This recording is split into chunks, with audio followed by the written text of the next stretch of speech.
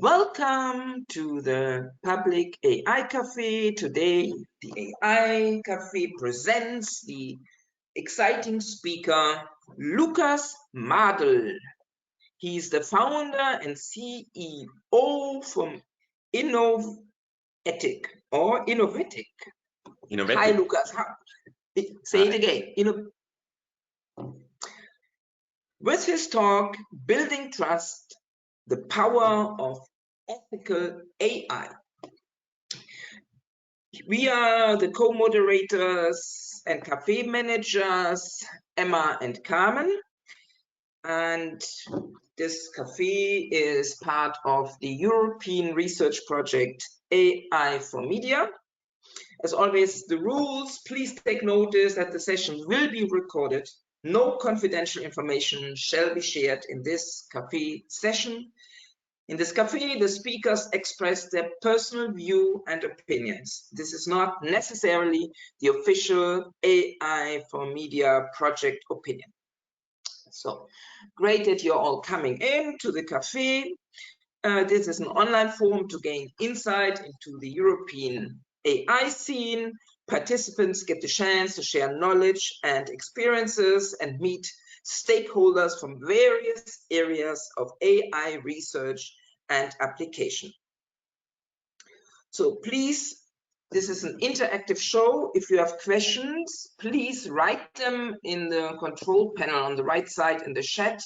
There are, like, you see, questions and chat. You can send it per text to us and we will read it later to the speaker after the presentation.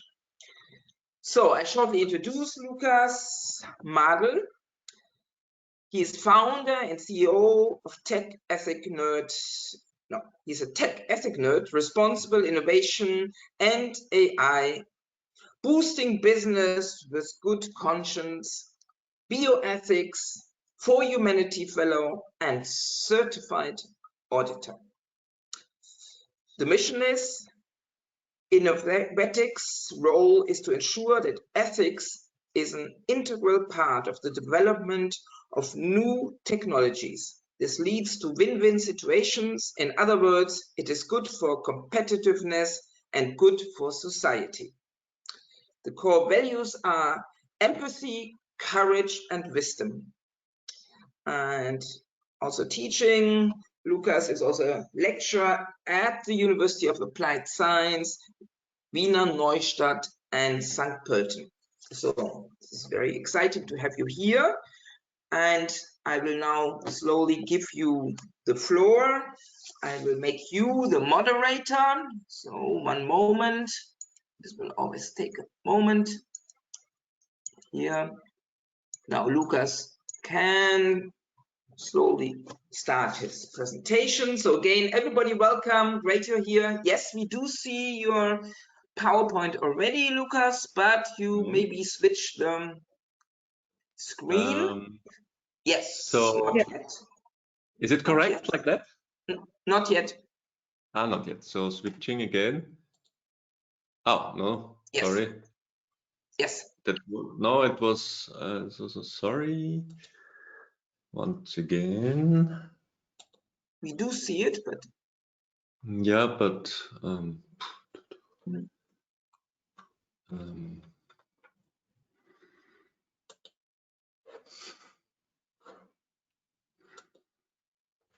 Now we see again the notes.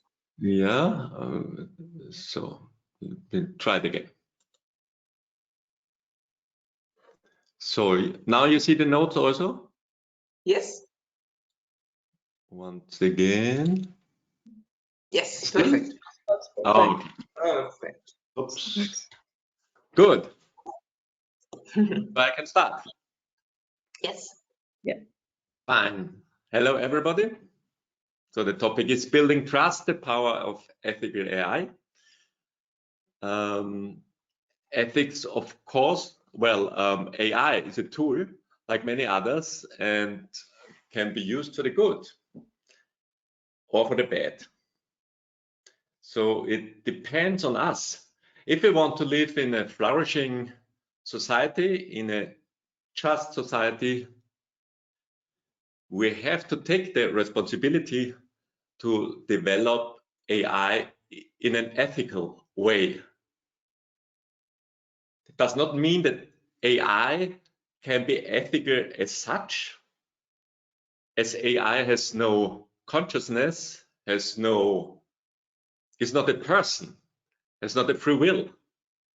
But it means that we, as community developing AI and testing AI, deploying AI, do it in a responsible, ethical way.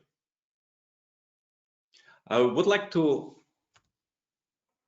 reflect on this topic from 3 angles, which is, why is it actually important to develop AI ethically? And the second topic is, why will an ethical AI give you a competitive advantage that leads to success? And the third topic will be, how can ethics be integrated into AI? I would like to start with a story, with a real story. This is Elizabeth Holmes.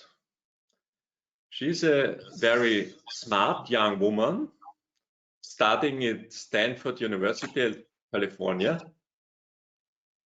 biomedicine. And she decides only with 19 years to drop this university and start her own business. This is 2003, and she will be very soon very successful. She starts the company, which is called Theranos, which is developing blood tests. And she says that only a drop of blood, with only a drop of blood, you can test dozens of different parameters. Sorry, I don't know why it switches. Dozens of different parameters. So that will be a huge revolution for the health system, as people, it may be easier to get the blood, it doesn't hurt like usual blood taking, and it will be cheaper. Elizabeth is really a smart brain, an ingenious inventor, and very skilled in economically issues, and has a common good goal, so to better society with this kind of tests. So I'm so sorry. She's loved by the media. She's a celebrity. She's on the big magazines, and gets a lot of money. Within 10 years, she will get about 700 million US dollars investments. And the worth of the company will increase within 10 years to 10 billion US dollars. She's the first female self-made billionaire, as she owns a lot of shares, and so her private money is about $4.5 billion. Selected by the magazine of Time magazine as one of the most influential women in the world. And she makes a deal with the well-known drugstores in the US that in all the drugstores her tests of Theranos will be used. And so millions of patients tests with her on her machine and test devices around the US. And then all for a sudden, 2015, the bubble bursts, and journalists finds out that the tests don't work. They just don't work. they give false results. So the regulatory authorities, FDA, and so come look into it and find out that the journalist is right. And Elizabeth Holmes will be sued. She loses all the money. The Theranos gets bankrupt within 1 year. And now she's sentenced to 11 years in prison. Why do I tell you this story? Not to point at people who make mistakes. No, that's not the issue. I want to tell you the story because it's a typical example of pitfalls in high impact innovations. I myself have worked for 30 years in innovation, so I've learned about pitfalls which companies can fall over. So the first pitfall I want to explain is promises are not kept, expectations not met. When we look at the motivation for business, usually it's profit. But not only profit. Actually, if you listen to entrepreneurs, why they're starting a company, it's not just profit. Like Richard Branson said, a business is an idea of somebody's to make people's life better. So it's about people and making their life better. And if you're looking at that, if you say you want to improve the life of others, of customers, of stakeholders, of your innovation, this is an ethical goal. Making people's life better. Like selling a good apple, you're growing an apple, it's a healthy thing, you are selling it, and by that, it's good for people. Now, this makes a field, a zone, I call it a zone, which is a combination of the ethical goals and profit making. And that's actually a win-win zone because you're doing something good for the world and therefore you can make money because people like to pay you. It's a value creation machine, you could say. However, usually you have to start from nothing. I mean, you have to invest, let's put it like that. You have to invest in the development of technology. And that takes money. So you usually start in a zone of ideas and you hope those ideas will be realized and you will get the way to the win-win zone. However, not all companies make profit by making people's life better. There are also companies who are somehow exploiting people, exploiting nature, or putting people to risks. So that's unethical to put them at risks or to a lot of risks, high risks, and somehow exploit people. If people then in the end effect realize this, or the media realize this, or the law realize this, it will hurt you because either you get a better reputation or you get sued, etc., etc. So in the end, you will lose money, you will lose customers. So these are this is the matrix of 4 possibilities where you are in your innovation process or on the market. If we look at now shortly again at the Theranos example, the idea, a great idea, groundbreaking blood tests, moving fast into the win-win zone, $10 billion worth the company, but it did not work. It was a false promise. So then the Wall Street found out, the authorities looked into it, and Elizabeth got sentenced. All the money vanished. Now, if we look an example of AI, our topic today is AI. Let's see an example of a real world marketed product in recruiting. It's a recruiting helping tool. you make a video as if you want to get a job, you make a video, a three minutes video, and talk why you want to get the job. And the companies is pre-screening all these videos, and only the best results will be provided to the human resource manager. Now, this is saving time for the human resource manager. If it works, you could say it's fine. But what you see on this picture is that the same person tells the same story, same video, but one time with a picture in the background and one time without. And the result is completely different. So that means it does not work. It's not really the skills. The profile is evaluated, but some added parameters which have nothing to do with the question. So it does not work. It does not work for the company who is using this resourcing tool, recruitment tool. It does not work, and then that hurts much more for the person who wants to get the job. That was the first pitfall. It does not work. The second pitfall says risks are underestimated. As a company, you're not looking sufficiently what could be the risks.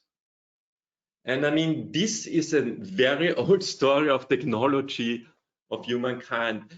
Technology can always be used in a good sense, or almost always, or in a bad sense. And that's a primary experience of humankind, starting with that technology which revolutionized humankind, controlling fire, making light, making warmth, cooking, etc., etc. Can be used in so many things, so many positive options. But of course, it has its side effects, its dangers. Those can be unintentionally. It can mean that your own house burns down because you haven't looked at the candle, or it can be misuse of technology intentionally. You burn down the house of your neighbor you don't like. And so that's this ambivalence of technology, blessing and curse, beneficial, harmful. And that society has realized this over the centuries, and so tried to put a wall to reduce the danger of risks, which is law, which is, for example, insurance companies, which are jobs like firefighters, etc. Reducing the risks of the unwanted side effects. Now, if we look into the question, what are the kind of risks?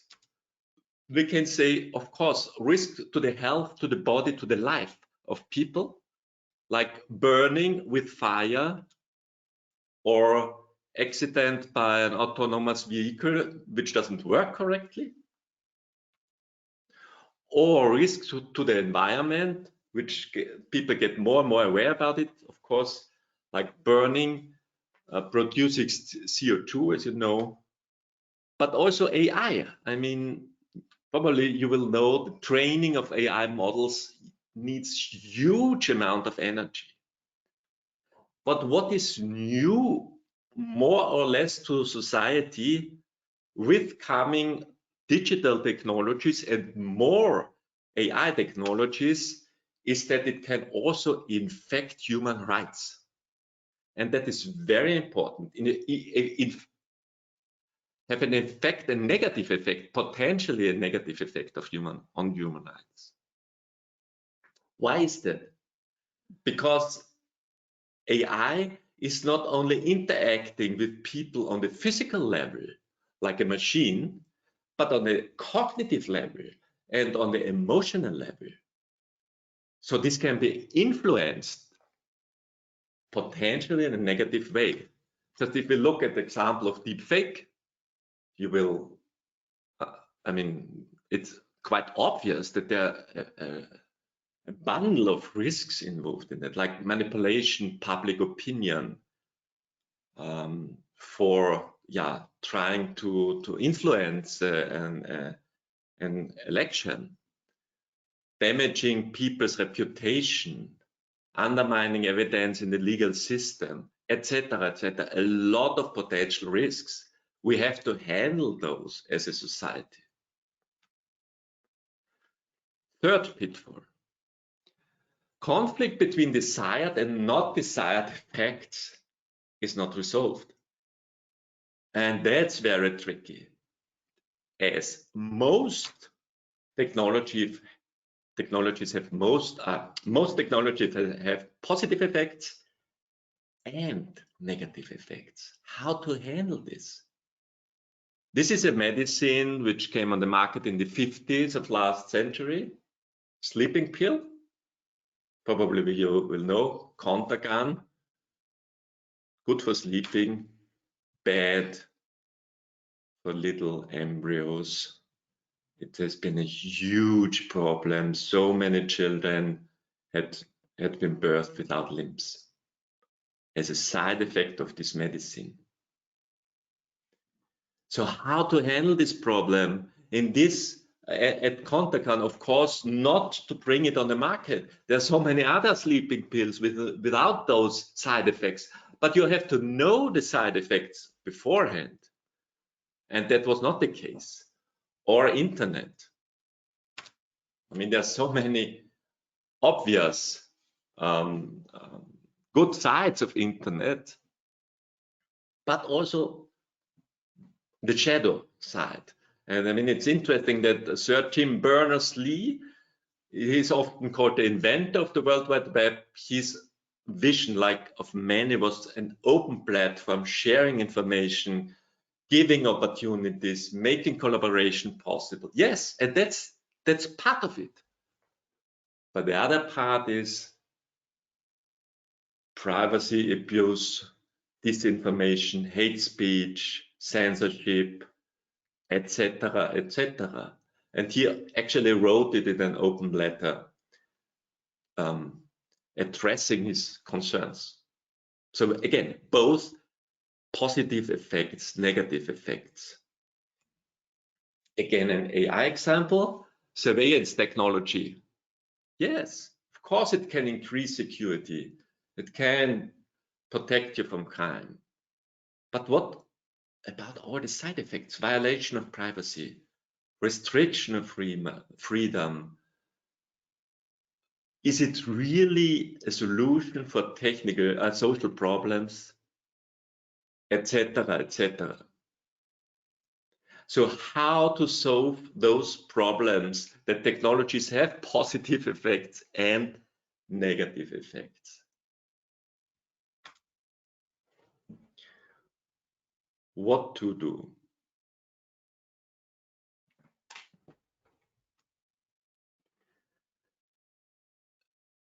The most important and fundamental cornerstone for the development of ethical innovation and ethical AI is to understand the potential risks quite from the beginning, not you wait until it's on the market, you wait until 100,000 millions users have been used, and in the end you find, oh, there's also a negative effect. Then it's too late. It's really too late. So it's the challenge to make risk assessment and to foresee the impact as much as possible. So this kind of risk assessment means to understand the positive and the negative effects, but usually the positive effects are anyhow. They are usually companies think about the positive effects because they want to do something good and positive and want to find customers. So usually companies think about positive effects, and it needs additional expertise to also think about potential negative ethical impacts on the customers or on the stakeholders in a broader sense, or even on communities, on society, etc. So impacts on safety, health, fundamental rights, human rights, environment, etc. But it's not only important to understand, to identify the risks, but to identify the potential causes. What are the causes of the risks? As only if you understand the causes, you can implement measures to minimize those risks or implement alternative development processes. Implement different features. For example, a camera, a surveillance camera, you could implement a feature that it just tracks the car which is going by. If this camera is just used for monitoring the traffic amount, it doesn't have to read the licensing number. It doesn't have to identify the people in the cars. It just has to track the amount of cars, and that's sufficient. So if you build the camera like that, you would reduce a risk of privacy abuse, for example. Now, the impact of risk management is just to move out of the risk zone, to move out of potential crash zone into the win-win zone. And that's the point. That's the point, integrating innovation processes, which means getting from ideas into the market, into the win-win zone. That's innovation. But if you're not looking at the ethical issues, you can get from the ideas zone into the risk zone, from the ideas zone into the crash zone. And that's not good. Now, you can say he can talk a lot of things about ethics, but I mean, do we have, the resources? Do we have the money? Is it needed? Is it required by the law? Risks assessment. Well, yes, and it will be required more and more. Probably you will know that there is an EU AI Act coming, which will be enforced sometime next year. And the objective of this AI Act is to understand the risks of AI and to understand the chances. So risks, as we have said, in terms of health, safety, environment, fundamental and human rights. So the objective is to protect the population from the risks, but to give chances, of course, to the ecosystem, AI ecosystem, that it can develop further. So to minimum the burden of the companies, for the companies. And so to develop the concept of risk classes, which means AI which falls into a risk class, a high risk class, means it needs a lot of requirements like documentation, human oversight, development, processes, etc., risk management. It needs quite a lot of requirements which have to be fulfilled before it can be on the market, because it's a high risk AI. There is also a class of prohibited AI which is not allowed, like manipulation, etc., etc. But if the risks of the AI are lower, less requirements are needed. That's the concept. So again, also from this view, you have to understand quite from the beginning, what are the risks?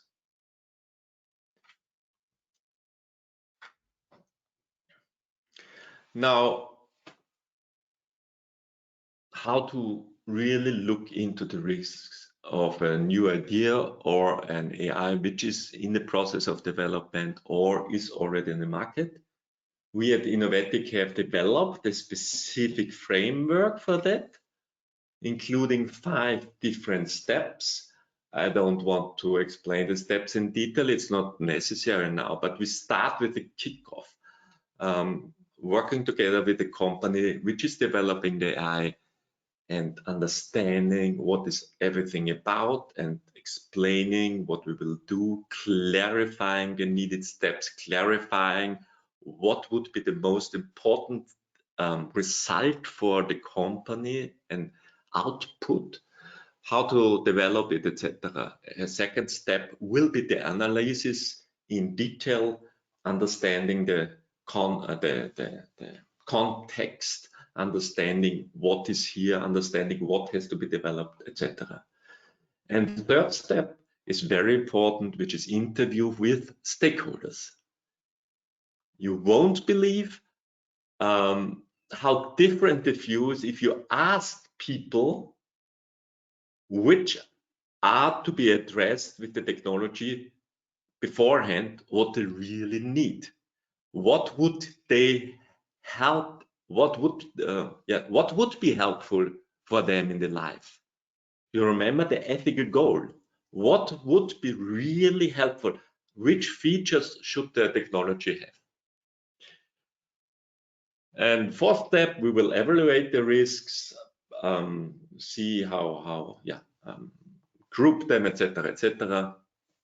And fifth step, to implement what the result is, to find the alternatives, to define mitigation measures, etc., etc. So that's the innovethic framework in short. I know that it was very short, so I just want to give you an offer, which is you can just contact me. You have the contact details here and arrange for a 30-minute strategy meeting. It's completely without any obligation. It's for free. What we will discuss is would the kind of a risk assessment be the right step you take with your company or not? And if yes, what would be the first step, the first important step, because this is the fundamental stone, building on everything. The first step, if we get that right, everything else will follow much easier. So just an offer. If you're interested, you have the details here. Now, you could say, okay. You tell us it's important, but what do we have? What is our advantage? What is our benefit from it? A lot. I tell you a lot, because the investment really pays off. It avoids higher costs because damage to your reputation, penalties, which are actually very high or can be very high in the AI Act, like 6% of global return, loss of customer confidence. It increases your efficiency. If you understand potential problems quite from the beginning, it's much easier to correct the way, as you will find out after 4, 5, 6 years of development before you launch to the market. Better decision making, improved protection, strengthening customer confidence, etc. So an investment that really pays off. Now we still look what customers want. Is it interesting to the customers if we are developing new technology in an ethical way? And the data show, it's from, you find the source below. 39% of customers want that companies have a positive impact on the world. And that's very interesting. It's an increase of 13% since 2016. 86% of customers are more loyal when company acts ethically. 69% would spend more money with such a company. And nearly 80% of employees want to change employer if their employer acts unethically. So also on employer branding as an employer, it's most important to act ethically. So this is my final slide, bringing everything together and saying my talk was not ethics versus profit, which is usually understood like that. It's actually ethics for long-term sustainable profit. If we consider what I've talked about, we will move from the ideal zone into the win zone with profitable investments and not investments which don't work then on the market. If customers realize that you take these ethical issues really seriously, and it's not only marketing bracket, you really take it seriously, your reputation will be high up. You will get loyal customers. If regulatory authorities see and media see you take it seriously, it will avoid your costs and it will give legal security. And in an end effect, all that together, I'm sure it enhances your competitiveness. But the most important issue, which is the core, is that you as a person, you as an entrepreneur, you as a developer, you responsible for marketing, whatever you are doing, it gives you yourself safety, it gives purpose for what you're doing and actually fulfillment, because it is that what human beings want to do, namely something good. And that's it, and I'm looking forward to the discussion. Yes, thank you very much for this very interesting PowerPoint and presentation and talk. I would like to encourage everybody to send us questions in. Please use the chat and question on the control panel to send us your questions. It's very important. So I start. It's very interesting. I must say, I have to wonder, because I'm myself a company, if I would take this service of you, how could I show that to customers that my product is so ethically, that I take it serious? Is there a label, a medal? How can I show that? Very interesting question, Carmen. And of course, there's a lot going on in the ecosystem of ethical AI, and many regions, national authorities think some kind of a label. It's also in Germany a hot topic. If there could be a label like very ethical, medium ethical, you know, like this energy label. It's very energy effective or not effective and things like that. But of course, it's also tricky because how to judge this and things like that. There will be the legal issue that in future you have to make your conformity assessments by notified bodies to make clear that you at least fulfill these requirements of the law. But if we are working together with, if you are working together with innovethics, of course, I mean, we recommending a lot to publish it as much as possible without confidentiality breach, what you're doing regarding ethical issues. So if you're, for example, conducting a risk assessment, of course, kind of publish it and people will know it. Yeah? And things like that. For example, also, I mean, this is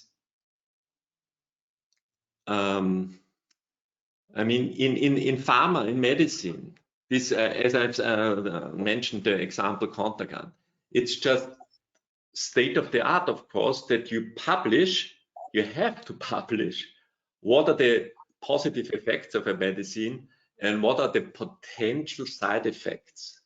And this will be kind of similar in the future. I'm quite sure that authorities will ask, you have to clarify what are the potential risks to get, for example, was heißt süchtig? Süchtig? Süchtig. Addictive. Addicted, yes. If you're using our tool, I tell you 10 hours per day, please be aware not to get addicted or something like that. All this really thinking on the customers, thinking that they're using your tools in a way that it really helps them. And this, people will understand this, people will find this, people will recognize it and will be thankful. Think about, for example, tools for children, digital tools for children. I mean, how difficult it is for parents nowadays to understand what is good for their people, which kind of games and which kind of platforms and so.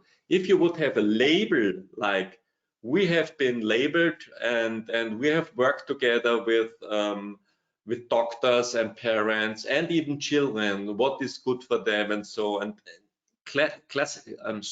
give them kind of a label as certification, it really will be a benefit on the market. Yes, thank you. I give not to Emma. Emma, you're the third. I give to the audience member, Stefan. Here comes a question from Stefan. Terranos was a scam from the beginning. Your example in the beginning. No? Question with ChatGPT. An arms race has begun. The goal is to be ahead in the end. What's the point of ethics if you're broke? If you're broke? Broke means like you have no money.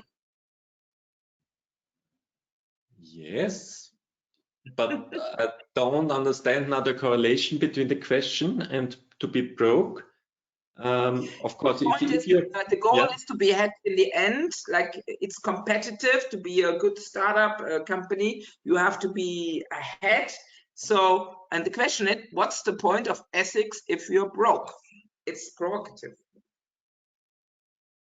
Can a startup wait until ethical clearance is done and even pay for this?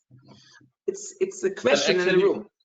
I mean, as I've mentioned before, of course, you can try to move into the risk zone and make profit with the risk zone. And actually, I tell you that the big tech players are moving a lot in the risk zone, using our privacy data and selling it. It is an exploitation of people. And the development of ChatGPT actually has been kind of an exploitation. And actually, many people think it's not even legal today. Thinking about GDPR, etc., etc. So yes, there are big companies who have a market power and they can be for some time unethically and make a lot of money out of it. Yeah, so that's the risk zone. We will see how long it takes for those big companies to move into the crash zone. I cannot predict it. Yeah, I cannot predict it. However, if you're a small company, I would say, actually, that was an interesting point that Stefan, I think, has made. Theranos was a scam from the beginning. And that's actually the question. That's the question. I've read the book of this journalist, and he often was questioned this question. If Elizabeth had thought from the beginning, I just want to betray the people, or she thought it will work, but then she made so many promises, she got so much money, and she started to lie because it didn't work, and it got more and more lie into this lying, circling down. That's the question. I mean, perhaps she really had just this good idea, but it didn't work out. Actually, she only started for half a year medicine technology, and actually she did not understand how it really works. So this is the question, how we are moving on our innovation path, and there's always the potential, the possibility to move more in the exploitation zone or into the win-win zone. And it's not much money from the beginning to have help to be on the right track into the win-win zone. Just a help, like you need a bookkeeper also, otherwise you don't manage your income and your invoices. I mean, you need this kind of expertise, and so you will need more and more ethical expertise from the beginning. And actually, engineers are not trained in this. Management is usually not trained in this. So I'm in an association which is specifically for AI ethicists, that this profession gets a high quality, and it's understood what people who are serving companies in ethical questions, which kind of background and skills and know-how do they have to have. Okay, thank you. Now, Emma, it's your turn. Yes. You have a question. Yes, I have a question. What would you like to highlight concerning the regulation on a European approach for artificial intelligence and the coordinated plan by the Commission? Could you reframe a little bit the question so that I understand what the actual question is?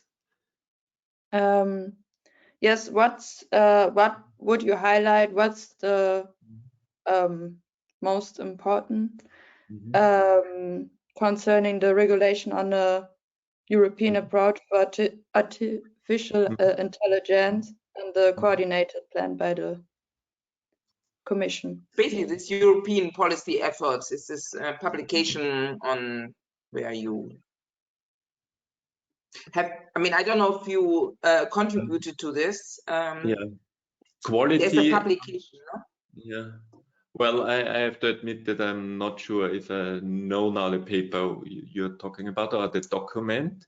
I mean, I can say a lot about the EU AI Act, but I'm not sure about this document. Yeah, it's okay. Let's talk. We just don't need to read everything. Here, basically, what's interesting to hear, maybe for our public, and do you contribute to this efforts of the European Commission to make these regulation, this policy onto trustworthy AI? Yeah. Yes, I do. There is so the AI Act is not yet finalized. It's a trialogue, so the discussion between the Commission and so on, and Rat and Parliament. But it will be finalized in some months. But the Commission has always requested that standards have to be developed that the regulation can be actually executed, because industry has to understand what the regulation really means in detail. So when the regulation says your model has to be accurate. So what does it mean that the model is accurate? Your data have to be of high quality. What does it mean that the data of high quality? You have to have a risk management implemented. What kind of risk management? So there are a lot of initiatives going on the European level. It's called Senelec, which are a grouping of all national standardization boards developing these standards. And this is just in the process. It's a lot of work, and I'm involved in this kind of work. Specifically, my attribution is how can the need to look at fundamental rights, European values, etc., which is actually a request from the Commission, can be integrated in this kind of more technical standardization processes. So that I'm quite much involved in this kind of tasks on the European level. Thank you. Now again, Hakim, he's in the audience. Comes the question: what do you think about ChatGPT? At the university, many students are using this tool for their projects, but so far there is no software to make sure it is a personal work rather than an AI output. As for plagiarism, we have softwares like Compilatio, Tunitin, etc. But we do not have tools to detect ChatGPT output. Yes, I often hear this. I'm not so much an expert in this question, but yes, many people say it's not possible. And how to handle this at university, I think there will be a lot of change. I know from some universities they are implementing some rules and frameworks and guidelines. I hear from professors they will start only to talk with their students verbally, so make exams verbally. I mean, that's a lot of, I don't know if that's, I mean, it of course needs a lot of resources. But there will be, I mean, there is of course the need to understand what comes from the machine and what comes from a human, from a student. And above, on a meta level, I think not so much the question in tests, how to differentiate how has your homework been made, and so it's a big issue. But on the long run, I think it's an even more issue. How can we make sure as a society that we don't de-skill ourselves by using more and more algorithms that they think for us? So if you start to learn using ChatGPT in school and you're always using ChatGPT or other large language models, etc., it influences ourselves and it influences our skills. And if we don't think by ourselves, but just let the machine think, this will be a big issue for society, I think, and that we have to handle. That and I don't have a clear answer for it, but I think it's really a danger, de-skilling ourselves to think about topics, how to argue in a traditional way, how to think about it, how to reflect, etc. But of course, it can be used, ChatGPT, like any other tool. But how much do you use it? How do you use it? How confident are you that the output of your questions is correct?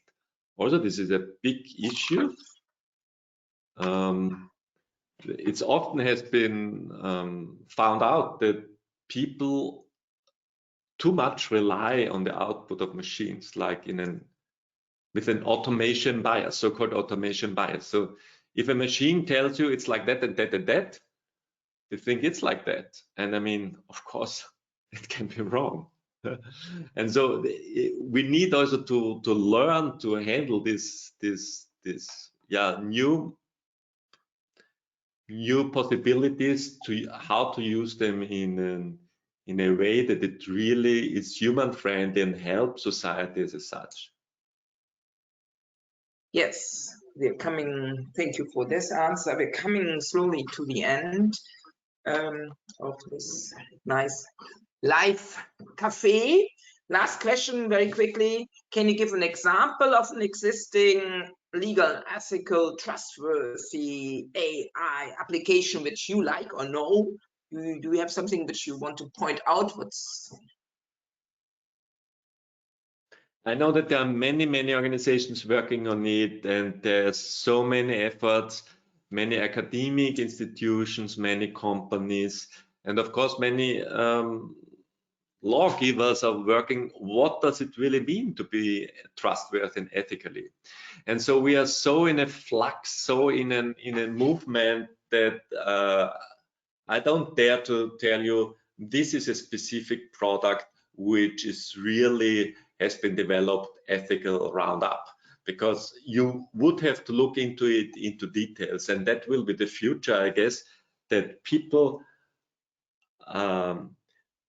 can, from outside, experts, auditors, can look into the development process of an AI, look into how has it been developed, how have been the ethical questions been resolved, how has it been tested, and see this everything.